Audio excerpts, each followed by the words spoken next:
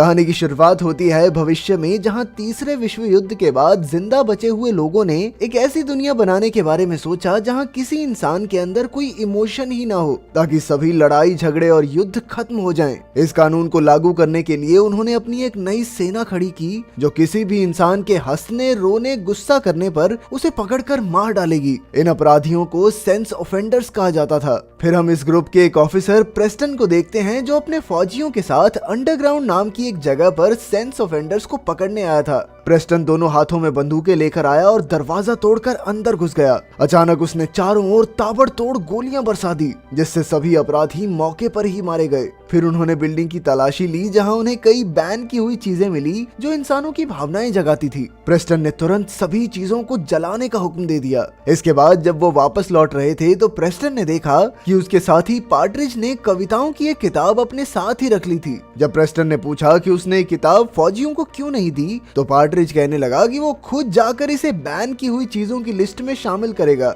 इसके बाद हम देखते हैं कि इस ग्रुप के लीडर को फादर के नाम से जाना जाता था और पूरे शहर में 24 घंटे उसकी वीडियोस चलती थी, जिसमें वो लोगों को प्रोजियम नाम की दवाई लेने को कह रहा था, जिससे उनके अंदर के सारे इमोशन दब जाएंगे। उसने दावा किया कि इस तरह पूरी दुनिया में नफरत खत्म हो जाएगी और सभी लोग तालियां बजाने लगे। उधर प्रेस्टन हेडक्वार्टर्स पहुंचकर डुपॉन्ट से मिला, जो फादर के बाद वहां का सबसे ताकतवर आदमी था। इसके बाद प्रेस्टन ने बैंड चीजों की लिस्ट का पता किया तो पता चला कि पार्ट्रिज ने वो किताब अब तक वहां जमा नहीं की। अब वो खुद ही पार्ट्रिज को ढूंढने निकल पड़ा। उसने देखा कि पार्ट्रिज एक सुनसान चर्च में कविताएं पढ़ रहा था। पूछताछ करने पर पार्ट्रिज ने बताया कि काउंसिल ने दुनिया से इंसानों को इंसान बनाने वाली हर एक चीज मिटा दी है। पार्ट्रिज इंसानों की भावनाओं की आजादी के लिए कुछ भी करने को तैयार था, इसलिए प्रेस्टन ने तुरंत गोली चलाई, जो किताब से होकर सीधा पार्ट्रिज के सर में जा लगी। फिर पार्ट्रिज की जगह ब्रांट नाम का एक लड़का काम पर आया, जो कानूनों का पूरा पक्का था। जब प्रेस्टन घर लौटा तो उसके बेटे रॉबी ने कहा कि आज उसने एक लड़के को रोते हुए देखा,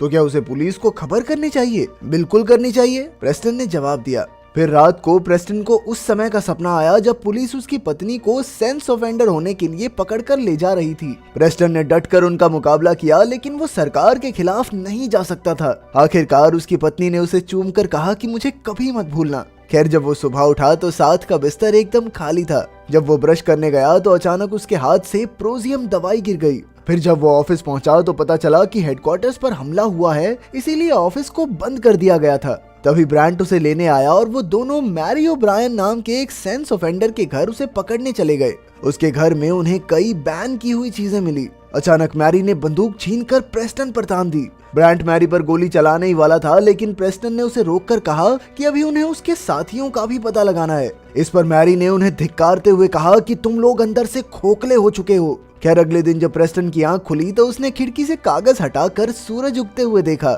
ये खूबसूरत नजारा देखकर उसे बहुत अच्छा लग रहा था, तो वो तुरंत प्रोजियम का इंजेक्शन लेने दौड़ा, लेकिन वो दवाई ले नहीं पाया। फिर ऑफिस जाकर उसने अपनी दवाई की गोलियां फेंक दी। कुछ देर बाद ब्रांट ने कहा कि उन्हें एक दूसरे शहर में सेंस ऑफेंडर्स को पकड़ने जाना है। जब वो दोनों वहां पहुंचे तो अचानक एक आदमी ने प्रेस्टन पर हमला किया और ब्रांट ने उसे गोली मार दी। प्रेस्टन ने उस मरते आदमी की आंखों में देखा और उसके गिरते ही प्रेस्टन की नजर अपने खून से सने हाथों पर गई। जब फौजियों ने सभी अपराधियों को मार दिया तो प्रेस्टन को बैंड चीजों से भरा हुआ एक कमरा मिला। तभी उसकी नजर एक गाने के रिकॉर्ड पर पड़ी। उस गाने को सुनते ही प्रेस्टन के हाथ से कांच का गोला नीचे गिर गया और वो फूट फूट कर रोने लगा। खैर, जल्द ही फौजियों ने पूरी बिल्डिंग जला डाली और फिर ब्रांट ने प्रेस्टन से पूछा कि उसने बच्चों की कविताओं की वो किताब फौजियों के हवाले क्यों नहीं की। इस बार प्रेस्टन ने कहा कि वो खुद इसे बैंड चीजों की लिस्ट में दर्ज करवाएगा। तभी एक ऑफिसर ने उन्हें खबर दी कि वहां उन्हें कुछ कुत्तों का झुंड मिला है। ब्रांट ने तुरंत सभी कुत्तों को मारने का हुक्म दे दिया। तभी अचानक एक पिल्ला दौड़कर प्रेस्टन के पास आ गया। प्रेस्टन के उठाते ही वो पिल्ला उसे चाटने लगा। जब फौजी उसे लेने आया तो प्रेस्टन ने कहा कि पहले इस पिल्ले की बीमारी की जांच होनी चाहिए। इसके बाद वो डुपॉन्ट से मिलने गया और कहा कि अपराधियों को सीधा मारने की बजाय पहले उनसे पूछताछ होनी चाहिए। लेकिन डुपॉन्ट ने कहा कि फादर ने तो अपराधियों को मारने का हुक्म दिया है। इसके बाद उसने बाहर जाकर उस पिल्ले को रिहा करने की सोची, पर वो पिल्ला उससे दूर जाने को हरगिज तैयार नहीं था। इसीलिए उसने उसे वापस अपनी गाड़ी में रख लिया। तभी कुछ ऑफिसर्स ने वहां आकर उसकी गाड़ी की तलाशी लेने की मांग की, पर तभी उनमें से एक ने प्रेस्टन को पहचान लिया, इसीलिए उसने गाड़ी की चाबी लौटा दी। पर तभी अचानक से गाड़ी के अंदर से पिल्ले के भौंकने की आवाज आई। ऑफिसर्स ने तुरंत प्रेस्टन पर बंदूक तान दी, लेकिन प्रेस्टन ने अचानक उनकी बंदूकें छीनकर सबको मार डाला। इसके बाद उसने घर आकर बची हुई दवाइयां बाथरूम में छिपाई और हेडक्वार्टर्स की ओर निकल पड़ा। अगले दिन एक दूसरी रेड के दौरान अचानक प्रेस्टन ने अपराधियों की जान बख्श दी और उन्हें पुलिस की नजरों से दूर ले आया। अचानक कुछ फौजी उनके सामने आ गए तो प्रेस्टन जान की बाजी लगाकर उनका सामना करने लगा और सभी अपराधी जान बचाकर भागने लगे। पर जब प्रेस्टन मुड़ा तो सभी अपराधी मौत के लिए तैयार खड़े थे। ब्रांट ने प्रेस्टन को अपनी बंदूक देकर गोली चलाने को कहा। प्रेस्टन ने बंदूक पकड़ी पर वो हिचकिचा रहा था, इसीलिए उसने बंदूक लौटा दी। फिर ब्रांट ने फौजियों को गोली चलाने का आदेश दिया और बेचारे प्रेस्टन की आंखों के सामने ही सभी निर्दोष मारे गए।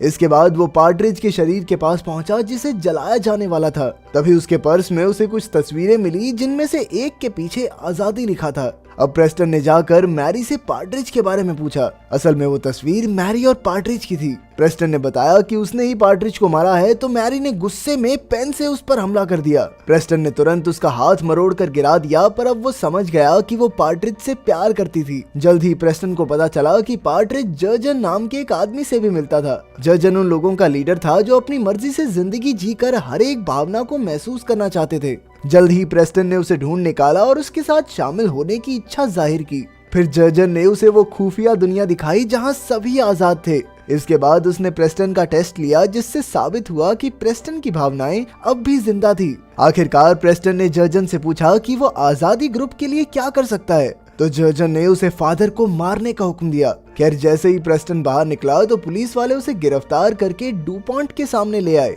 डुपॉन्ट को खबर मिली थी कि एक ऑफिसर ने प्रोजियम दवाई लेनी बंद कर दी है। खैर डुपॉन्ट ने उससे पूछा कि वो आजकल क्या कर रहा है, तो प्रेस्टन ने कहा कि असल में वो आजादी ग्रुप में घुसकर उन्हें मारने का प्लान बना रहा है। इसके बाद वो घर आया पर उसने दवाई नहीं ली।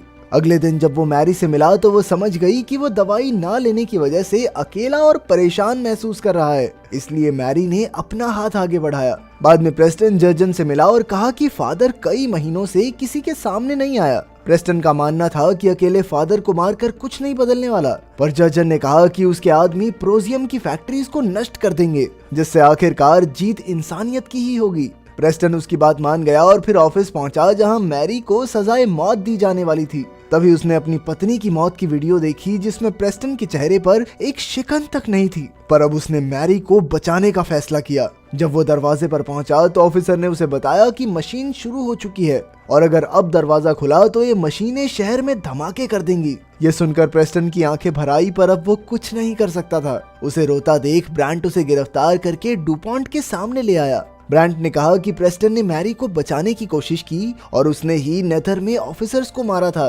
अचानक प्रेस्टन ने कहा कि वो ऑफिसर्स के बीच में मौजूद एक धोखेबाज को पकड़ने में लगा है और ये कोई और नहीं बल्कि ब्रांट है। तभी डुपॉन्ट ने देखा कि नेथर में पुलिस वालों को मारने के लिए इस्तेमाल हुई बंदूक ब्रांट की ही थी। तभी ब्रांट को एहसास हुआ कि जब उसने प्रेस्टन को अपनी बंदूक दी थी तो प्रेस्टन ने जरूर बंदूक बदल दी होगी।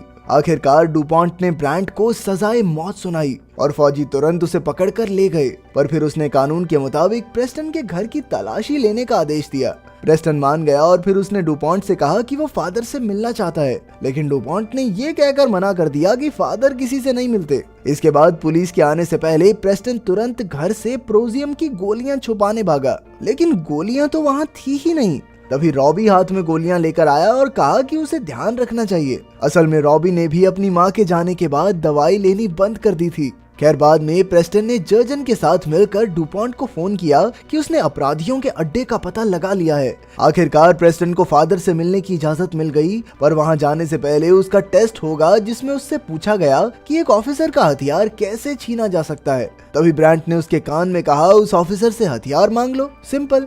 तभी स्क्रीन पर फादर आया और उसने कहा कि ब्रांट को जानबूझकर गिरफ्तार किया गया था ताकि प्रेस्टन को लगे कि वो जीत रहा है। फादर ने कहा कि उन्हें आजादी ग्रुप तक पहुंचने के लिए एक ऐसे ही आदमी की जरूरत थी जो उनकी तरह सोच सके, और ये प्रेस्टन से बढ़िया और कोई नहीं कर सकता था। तब प्रेस्टन ने सोचा कि फादर तो कभी उससे मिला ही नहीं, फिर वो ये बात कैसे जानता था। पर तभी फादर ने अपना असली चेहरा दिखाया और ये कोई और नहीं बल्कि डुपॉन्ट ही था। उसने बताया कि असली फादर तो कई साल पहले मर गया। जब ये खुलासा हुआ तो प्रेस्टन ने गुस्से में अपनी खुफिया बंदूकें निकाली और चारों ओर धुआंधार गोलीबारी कर दी। प्रेस्टन ने कहा कि वो डुपॉन्ट का खात्मा करने आ रहा है। इसके बाद जो भी उसके रास्ते में आया प्रेस्टन ने सबको मार डाला। आखिरकार वो डुपॉन्ट के कमरे में पहुंचा जहां ब्रांट उसके साथ खड़ा था।